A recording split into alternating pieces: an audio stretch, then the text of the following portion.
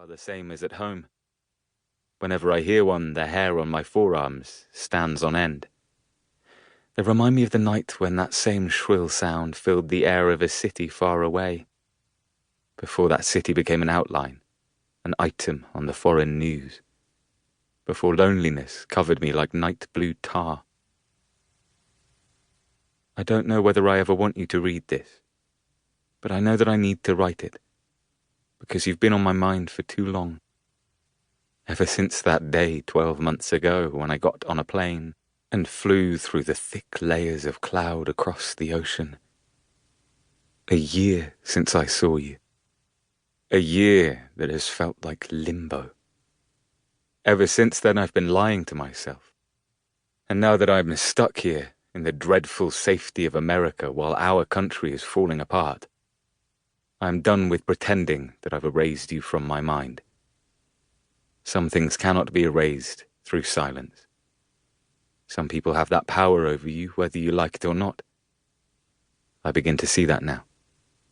Some people, some events, make you lose your head. They're like guillotines, cutting your life in two, the dead and the alive, the before and after. It's best to start with the beginning, or at least what feels like it. I realize now that we never much talked about our past. Maybe it would have changed something if we had. Maybe we would have understood each other better and everything would have been different. Who can say? Either way, I probably never told you about Benyek. He came more than a decade before you. I was 9, and so was he. Chapter 1. I had known him almost all my life, Benyek.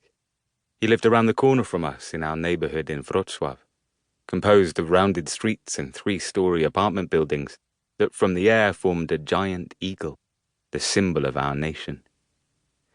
There were hedges and wide courtyards with a little garden for each flat, and cool, damp cellars and dusty attics. It hadn't even been 20 years since any of our families had come to live there. Our postboxes still said Briefe in German. Everyone, the people who'd lived here before and the people who replaced them, had been forced to leave their homes.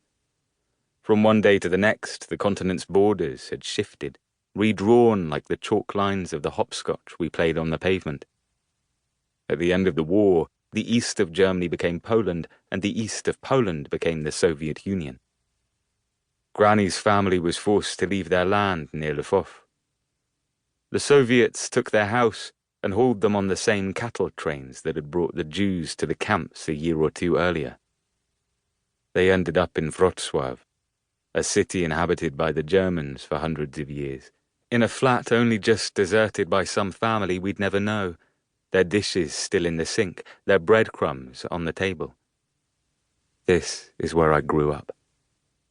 It was on the wide pavements, lined with trees and benches, where all the children of the neighborhood played together.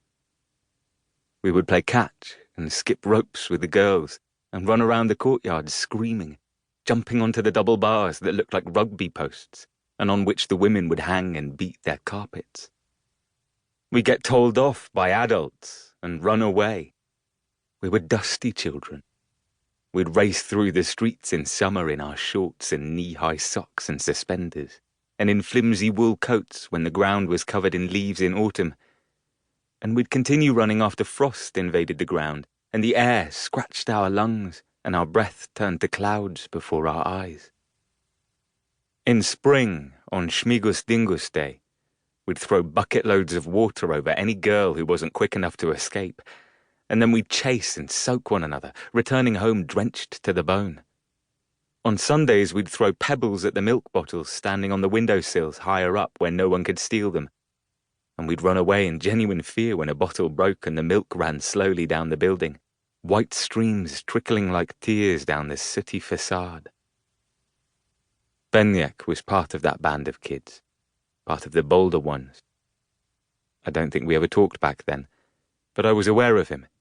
He was taller than most of us and somehow darker, with long eyelashes and a rebellious stare. And he was kind.